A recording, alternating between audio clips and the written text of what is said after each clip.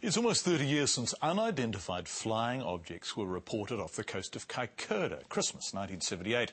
The sightings are to be marked soon with a commemorative flight, a gathering of enthusiasts, and even, believe it or not, a musical. At the time, news of the sightings was reported worldwide, and to this day they remain a huge source of conjecture.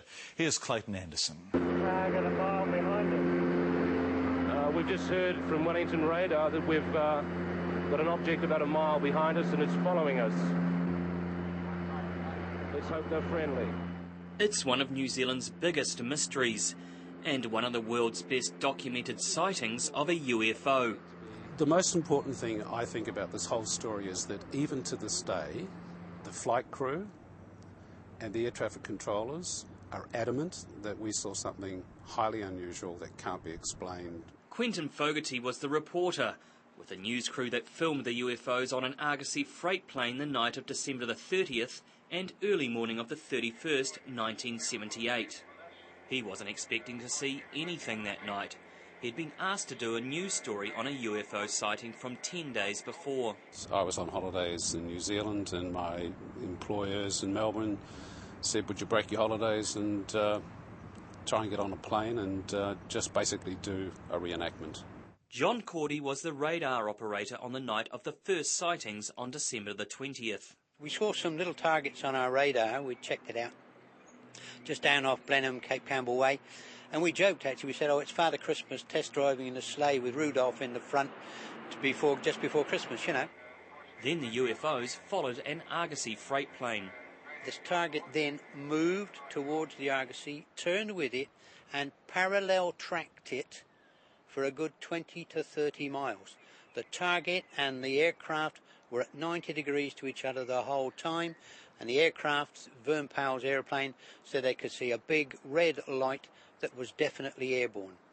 This sighting caused a huge stir, and the story went around the world. Fogarty hired a freelance film crew in Wellington and interviewed the people involved in the first sightings. He then boarded a freight plane to film the flight from Blenheim to Christchurch. I was in the bottom part of the aircraft in the cargo hold doing a piece to camera. It's a beautiful clear night outside, and naturally we'll be looking out for anything unusual. And the pilot put his head down and we were sort of flying over Cook Strait at this point and said, you guys better get up here. Then the almost unbelievable happened.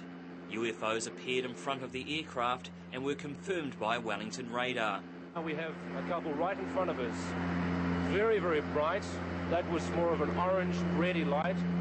It flashed on and then off again. On the flight down, basically what we saw were just little pinpricks of light that would just turn into great globes of light.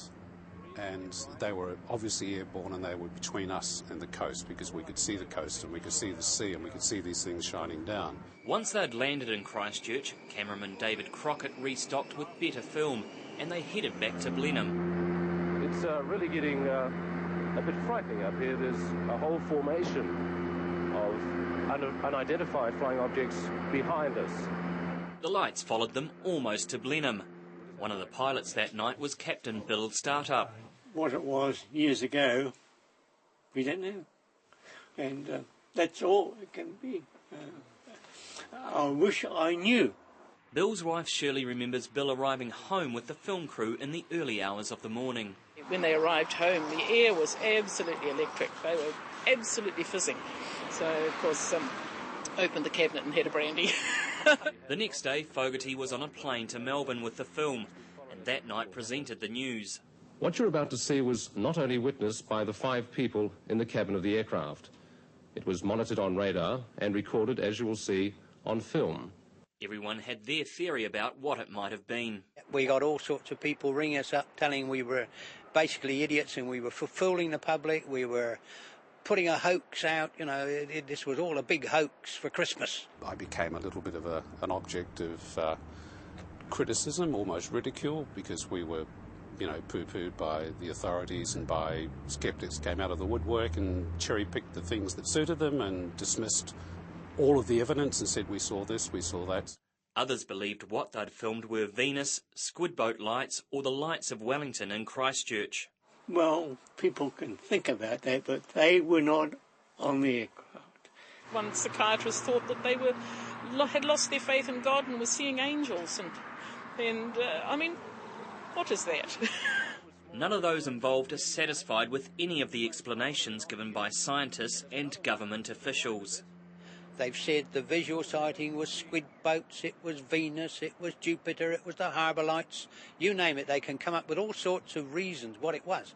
But they haven't explained why I can suddenly see Jupiter and Venus and the harbour lights and squid boats doing 140 knots on my radar. The famous Argosy plane of that flight is now owned by filmmaker Paul Davidson.